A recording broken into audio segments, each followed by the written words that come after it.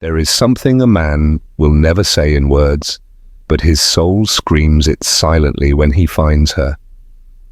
She doesn't need to be perfect, doesn't need to attract attention or pretend to be unattainable, because her power doesn't lie in what she shows, but in what she evokes. This woman doesn't seduce him.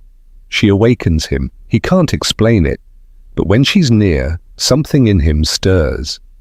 An ancient, deep part of him that has always been asleep begins to move. It's as if her presence ignites an ancestral memory within him, a memory that speaks of purpose, transformation, and of himself.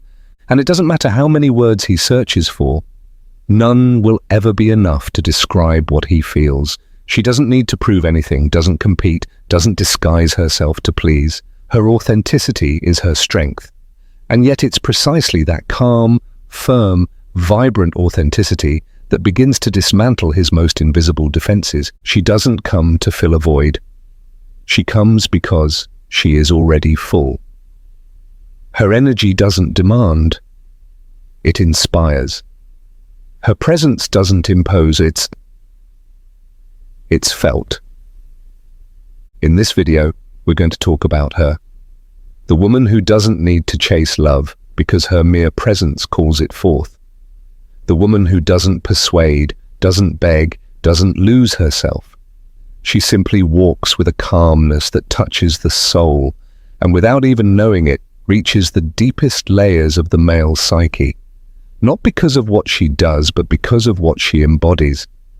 Carl Jung said that within every man lie universal archetypes: the hero, the sage, the shadow, the lover, and also a feminine figure, the anima archetype. What this woman does, even without knowing it, is awaken those archetypes without saying a single word. Because her way of being speaks directly to the unconscious. She doesn't speak to his ears. She speaks to his soul. She reminds him of who he is in his most authentic form. But how does she do it? What subtle behaviors can touch something so deep? In the next few minutes, you'll discover 8 behaviors that awaken not just desire in a man, but transformation. We're not talking about strategies. We're not talking about manipulation. We're talking about an archetypal, symbolic, unforgettable connection. And get ready, because after understanding this, you'll begin to see relationships differently, deeper, more human, more real. Every man, somewhere deep in his soul, wants to be a hero, not a movie hero, not a perfect savior, but someone who can overcome his own fears, conquer obstacles, and strive for something greater than himself. But here's something many women don't understand. That hero doesn't awaken through empty praise. He's not activated by exaggerated admiration. He awakens when someone sees his true potential, even before he sees it himself. She doesn't need to turn him into a god or idolize him. Her gaze is not one of fantasy, but of vision. She perceives the greatness that lives behind his insecurities, and instead of focusing on what he hasn't yet achieved, she focuses on what is growing, on what is awakening. And that, for a man, is transformative. And he may have doubts, may feel small, may be emotionally on the ground. But when he hears her voice saying, "I know what you're building, even if you don't see it yet," a different kind of strength is born within him. It's not a compliment, it's an activation. It's not superficial encouragement. It's an archetypal spark. She speaks not to his ego, but to his soul. Because the true hero isn't born when he conquers. He's born when he decides to rise once more, and she is that figure who inspires him to do it, without pressuring him, without pushing him, without demanding, just by trusting, without interfering. She becomes the silent mirror of his potential. In Jungian psychology, the hero represents the man's journey toward integration, toward wholeness. He's the one who goes out into the world to face dragons, but also the one who returns with wisdom. And this woman, with her quiet vision and unforced faith, becomes an essential part of that journey. She doesn't fight for him, but she believes in his fight. She doesn't give him the answers, but she reminds him that he can find them. And here's the secret. When a man feels seen like this, he doesn't become dependent. He becomes determined. He wants to be worthy of that vision, not out of obligation, but because in her, he sees a reflection of his best self. He doesn't feel pressure. He feels purpose. This kind of admiration isn't born from need, but from abundance. She doesn't try to change him. She inspires him. And the most impactful part is that when he's with her, he begins to see himself through her eyes. And from that moment on, he can no longer settle for less, because he has seen what he could become. And now he wants to become it. Imagine an ordinary scene. He comes home frustrated, feeling like the world is against him. Instead of receiving criticism or unsolicited advice, she simply looks at him with that serene calm that does not judge. She offers him space, not a solution. And when he's ready to speak, she listens. She doesn't interrupt, doesn't minimize. She simply listens and believes. She believes in his ability to transform what now seems like chaos. That way of being present without intruding gives the man something few ever experience: mature admiration. Not based on material success, not based on visible achievements, but on the silent recognition of his essence. And that kind of admiration elevates him. There are also moments when he doubts himself. Perhaps he doesn't know where he's going, feels disconnected or lost. And instead of flooding him with expectations, she reminds him of something powerful. It doesn't matter how long you take. I know you're on your way. That phrase, spoken sincerely, is like a lighthouse in the fog. It doesn't push him. It guides him. The greatness of the hero is not in his physical strength or outer success. It lies in his resilience, in his ability to keep going, even while afraid. And this woman, without dressing up as a muse or a savior, becomes the invisible echo that reminds him it's worth continuing. There is a crucial moment in every man's life when his shadow appears. Not evil, but doubts, insecurities, impulses he doesn't understand, buried anger, fear of failure. The shadow, as Carl Jung defined it, is everything we repress out of fear of not being accepted. And that shadow lives, even if no one talks about it. When a man dares to show that part, even for just a moment, he reveals something sacred. Because in that vulnerability, there is no performance, no mask, just him, raw, human, exposed. And what she does in that moment defines everything. Many people pull away from the shadow. They judge it, try to fix it, interpret it as a threat. But not this woman. She stays, and not out of naivety or dependence. She stays because she trusts. Not in his perfection, but in his humanity. When he shows himself broken, she doesn't try to fix him. When he's confused, she doesn't rush to guide him. She simply stays, calm, with a kind of acceptance that doesn't say everything is fine, but rather, I see you whole even with your cracks. And that transforms him, because in that moment his emotional defense system begins to soften. He no longer needs to fake strength. He no longer needs to protect his image. Because beside her, even the ugliness finds space to breathe. She doesn't romanticize his darkness. She doesn't fall in love with his pain, but she also doesn't punish him for having it. She understands that in that shadow, there is unrefined power. There are wounds asking to be integrated. There are parts of him that can only heal if they are first accepted. The trust she conveys isn't blind, it's deep. It's the kind of certainty that says, you can be all that you are. I don't need you to be perfect in order to stay. And that gives him permission to be free. Imagine he has just made a mistake, one of those that awaken his deepest shame.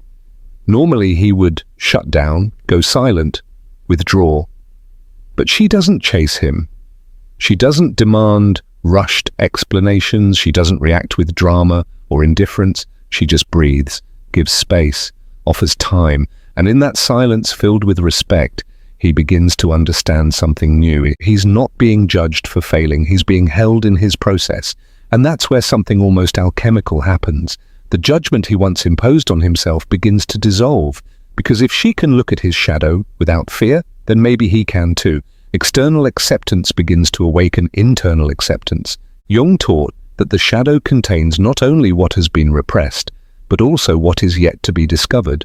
Within it lies creativity, desire, life force, but all of that is trapped beneath layers of fear, guilt, and shame.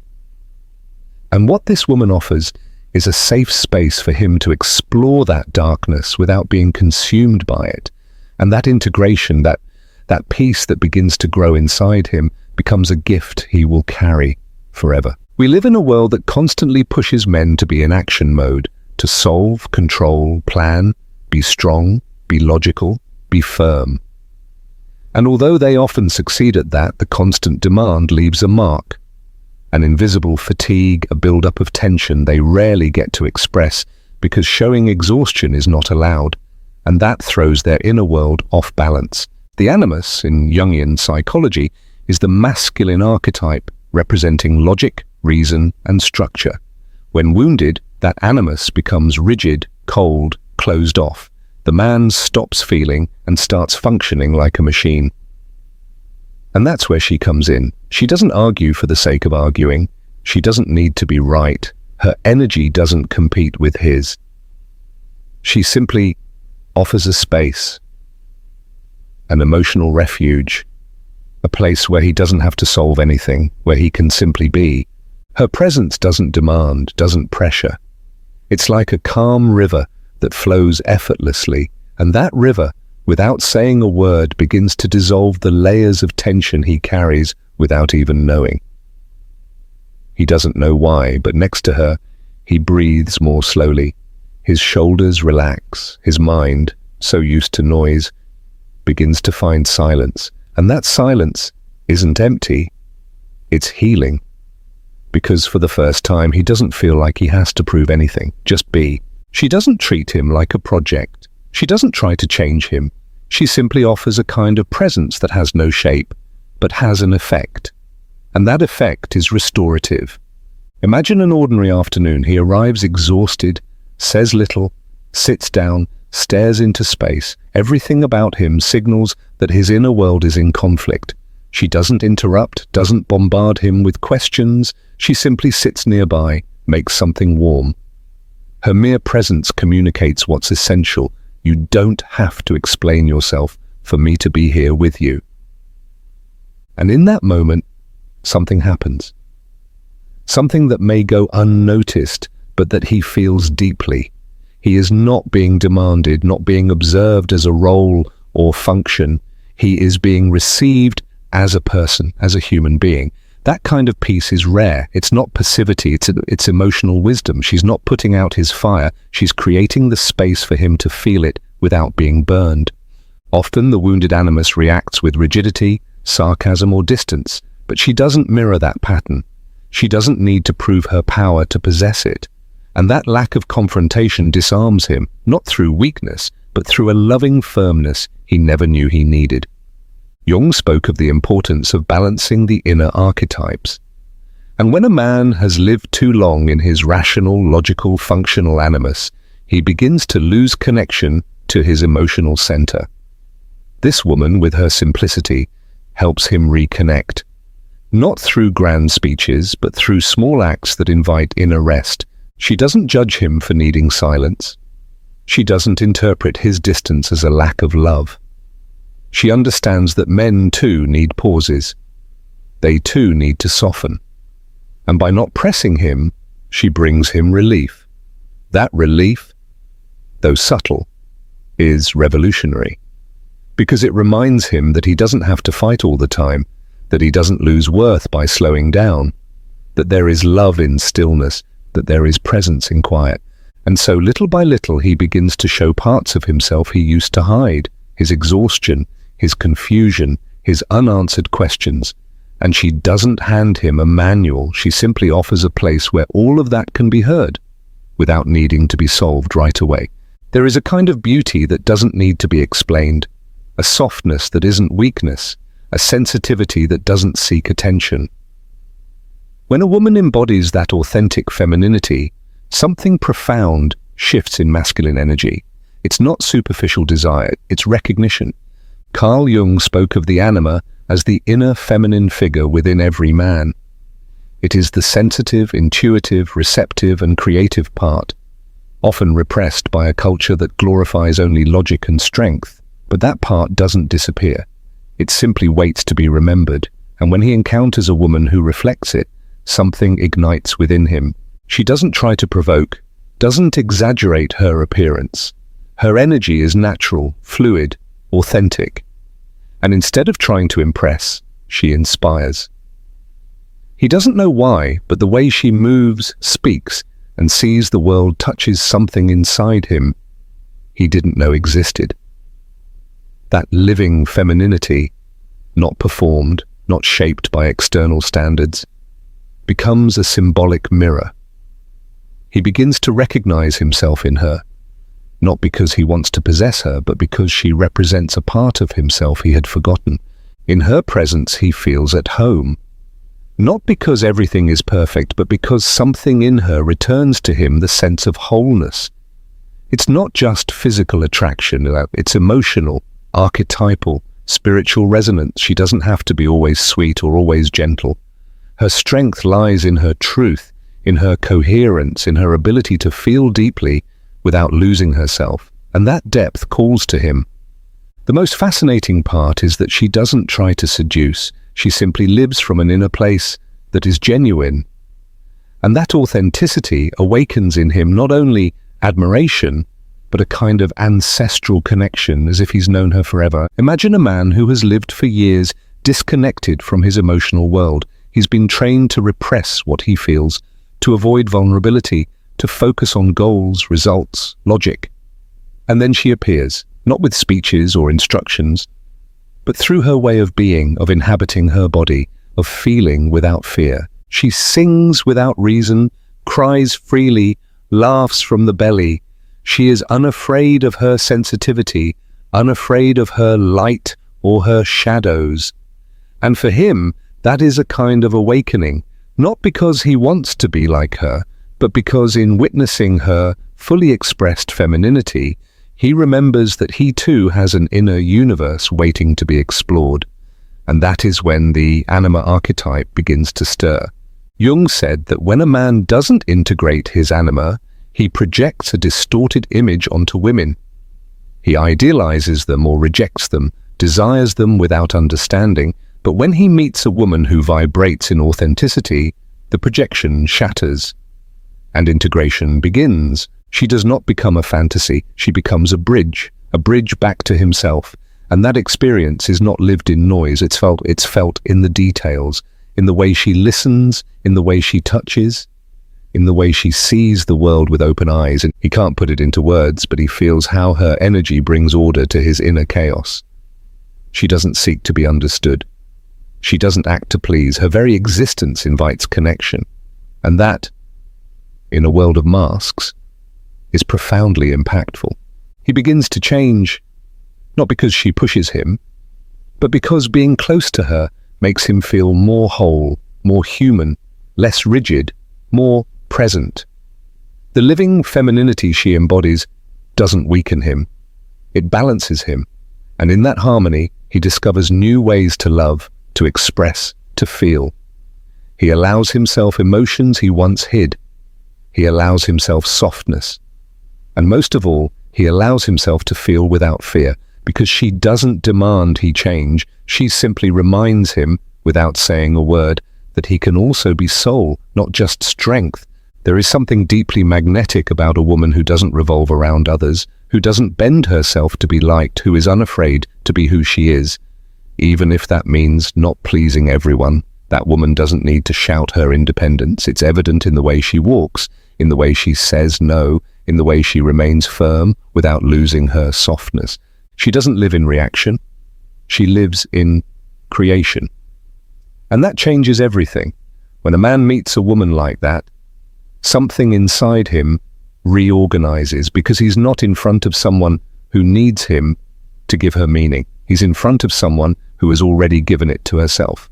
And that emotional autonomy, far from being intimidating, is deeply attractive, because it silently says, I can be with you, but I won't lose myself in you. She doesn't play hard to get. She's simply clear. She has boundaries, values, and the wisdom to know when to step back, when to come closer, when to speak from the soul, and when to remain silent.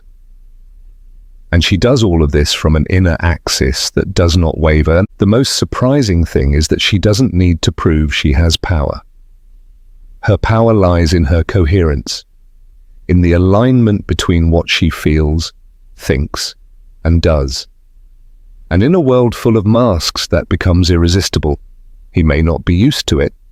He may try to test her, push her, question her. But she doesn't react from fear. She responds from truth. And that truth, even when uncomfortable, commands respect. Over time, he realizes she's not there to complete him. She's there to share with him, that she doesn't need his validation. And it's precisely because of that that her love holds greater value. It doesn't arise from emptiness, but from fullness. She doesn't bend before idealization. She doesn't adjust herself to be chosen. She chooses herself first. And that act of self-love changes the entire dynamic. Imagine a difficult conversation. He tries to impose his viewpoint, raise his voice, play with silence, but she doesn't lose her center, doesn't enter the drama. She listens, breathes, and responds from clarity, not from need, because she doesn't need to win. She only needs to remain true to herself. This kind of woman doesn't manipulate, doesn't seek to convince, doesn't strive to be seen as special. She simply is. And her very presence challenges any attempt at emotional domination. He may not understand it at first and may see her as distant, cold, even defiant. But over time he realizes what he mistook for coldness was presence. What he saw as defiance was freedom, and that forces him to grow. A woman with her own center doesn't demand that the other person change in order for her to feel peace. But she also doesn't tolerate anything that goes against her soul. She's not rigid, but she's profoundly loyal to herself. And that loyalty earns respect. Many men are drawn to appearance, but they stay long-term for authenticity, because only a woman who stands in her truth can walk alongside a man in his truth. And that doesn't mean being perfect. It means having roots, knowing who she is beyond applause or rejection. And when she shows up from that place, he sees her as emotional bedrock, someone he can trust, not someone who constantly seeks approval. Jung said that individuation is the process of becoming oneself. She doesn't just understand that, she embodies it. And from that place, she invites others to do the same, not through pressure, but through example, because love that comes from the center doesn't seek to complete. It seeks to be shared. Some conversations are forgotten the next day, others echo in the soul, not because they were intense or romantic, but because they were real, deep, meaningful. She is not afraid to go beyond the surface. She doesn't settle for talking about the weather or repeating what everyone says. She has questions, ideas, restlessness that don't fit in empty conversations, and that wakes him up. Carl Jung spoke of the archetype of the wise man, that part of the masculine psyche that seeks to understand, observe, reflect. But often that inner sage falls asleep, trapped in routine, in the mechanical, in the immediate, until someone appears who invites him to think again, to be curious, to see the world through new angles. She doesn't impose her ideas. She doesn't need to be right. She simply brings up topics that stir the soul, asks questions that open doors, listens with genuine interest. And in that dynamic, he begins to remember a part of himself that he had forgotten. His capacity to explore, to question, to see beyond. He doesn't feel judged. He feels challenged, but with respect. Because she doesn't correct him. She provokes him. Intelligently, she doesn't crush him with facts. She inspires him with perspective. And through that, she connects him to his inner sage. And when a man connects with that archetype, he begins to seek more than stimulation. He seeks meaning, depth, and truth. And in her, he finds a kindred mind, not a competitor, not a follower, a companion. A woman who awakens the inner sage in a man doesn't need to shout to be heard, Her intellectual presence, when rooted in authenticity, becomes a spark. And that spark ignites expansion. Imagine a quiet night. He's sitting, lost in thought. She approaches, not with the need to speak, but with a question, one of those that don't have easy answers. What do you think gives true value to a life? It's not a trap. It's not a test. It's an invitation. And without realizing it, he begins to open a part of himself that had been closed. Not because he has to prove anything, but because she has created a space where thinking is safe, where feeling is allowed, where agreement isn't required for connection. She doesn't fear the silence between questions. She doesn't fill it with anxiety. She honors it. And in those spaces, he discovers the beauty of a conversation that has no goal, but holds purpose. This kind of stimulation isn't academic. It's existential. It's a shared exploration of the world, of symbols, of the human experience. And as he shares this with her, he ceases to be just a man reacting to the world. He begins to become a man interpreting it. Jung believed that the wise man archetype is key to individuation because it represents the part of us that sees from above, that understands cycles, that connects the dots. And this woman, with her way of thinking, reminds him that he can live more consciously, that his mind too is part of his soul. The most valuable part is that she doesn't need to prove knowledge. She doesn't speak from ego. She speaks from depth, from experience, and from doubt too, because her wisdom doesn't come from knowing everything, but from daring to explore truths. And that to him is irresistible. There is a language that can't be taught with words, a space that can't be filled with explanations. In a man's life, that space is silence, not because he has nothing to say, but because sometimes he needs to hear himself. Many interpret that silence as coldness, as disinterest, as emotional distance, but not this woman. She understands it differently. She knows that for many men, silence isn't emptiness. It's refuge. She doesn't push, doesn't insist, doesn't interrogate. She doesn't need instant answers. She knows how to wait without anxiety. And in that waiting, she sends a powerful message. I trust your process, even when I don't fully understand it. He may step away for a while, not because he's fleeing from her, but because he needs to return to himself. And she doesn't take it as an offense or a threat.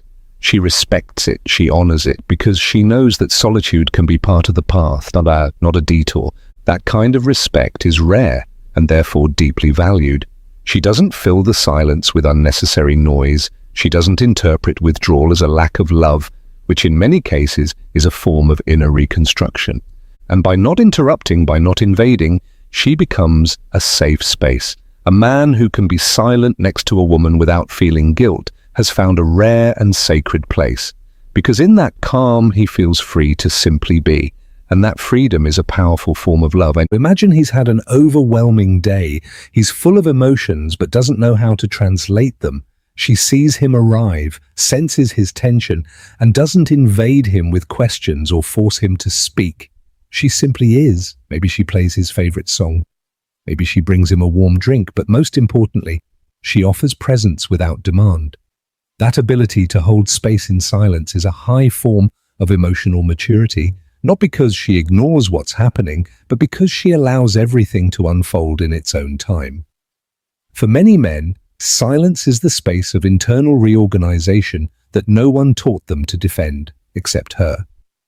She understands that for many men, words come after understanding, not before. When he feels he's not being pushed to express before he's ready, he relaxes, his defenses lower. And in that emotional safety, he begins to open. Not because he has to, but because he wants to. Jung said that symbols speak louder than words, and silence in this context is symbolic. It represents trust, respect, and a love that doesn't need to be translated moment by moment, because it's already communicating through the invisible. There's nothing more liberating for a man than feeling loved even when he's not ready, when he hasn't reached the top, when he's still in the midst of chaos, learning, or error. This woman doesn't look at him with expectations, she looks at him with faith. She doesn't need him to have all the answers, nor does she demand a finished version of him. She sees him in process. And instead of pressuring him to move faster, she walks beside him with serenity. There's a look in her eyes that says, you can fail, you can doubt, you can start over, and you still deserve love. And that look is not condescending. It's deeply transformative. Jung described individuation as a journey, not a destination. And she understands that. She knows that what matters isn't how perfect he is, but how conscious he is of his path. That's why she doesn't interrupt, doesn't accelerate, doesn't guide him with an external map. She simply accompanies him like a silent lighthouse. He may feel that he has failed, that he's not enough, that he still has far to go, but she doesn't measure him by those standards. She sees the soul, not the performance. And that way of seeing him sets him free, because there is no greater motivation for a man than to be seen from his seed, not just from his fruit. When he makes mistakes or fails at something important and feels disappointed in himself, she listens, not to correct, but to hold. She doesn't minimize, doesn't dramatize. She simply offers a presence that says more than 1,000 words. You're still worthy, even in your process. This kind of faith isn't blind. It's conscious. She doesn't idealize him or deny his flaws. She honors him as a being in evolution. And that honor moves him more than any pressure, because now he wants to grow, not out of obligation, but out of inspiration. Jung understood that deep growth happens when the soul feels safe, and that's what she offers: emotional safety, freedom to be, permission not to have it all figured out. The most beautiful part is that she doesn't need to be perfect either. She doesn't present herself as the guide on the path, but as someone walking it too, from her truth, from her compassion, from her integrity. And that creates a special bond, not based on expectations, but on companionship, not on control, but on trust. Because when a man feels loved even in his unfinished form, his desire to evolve becomes real. There is nothing more powerful for a man than feeling that someone believes in him, even when he's not sure of himself. This woman doesn't believe in him out of illusion or the need to rescue him. She believes through the eyes of someone who sees the process, not just the outcome. She doesn't expect perfection or measure his worth by how complete he is. She doesn't compare him to ideal versions. She sees the path, and she's not afraid that it's still under construction. When he doubts, she doesn't panic. When he falls, she doesn't rush to fix it. She simply remains, with a calm faith that says, I'm here.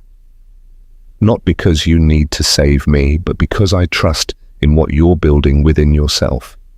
And that gives him strength, because judgment blocks, but faith uplifts. Many times a man doesn't know where he's going. He's afraid, he makes mistakes, he contradicts himself. But she doesn't look at him with eyes of disappointment. She sees him with humanity. And that gaze transforms him. This isn't about tolerating everything. She's not passive. She has clear boundaries, but her energy doesn't push him to be someone else. It invites him to be more himself. That kind of faith doesn't require promises or guarantees. It's silent, but it's felt. And for a man trying to find himself, that can mean everything. Imagine he's going through a time of confusion. He has no clarity, no certainty, only questions. And there she is, not rushing him, not pressuring him to become a finished version of himself. She walks with him in the question, not with answers, but with presence. That kind of faith is rare because it requires letting go of control, trusting without knowing the ending. She doesn't idealize him or expect him to be a fully formed hero. She only hopes he'll be sincere. And when he is, he feels accepted.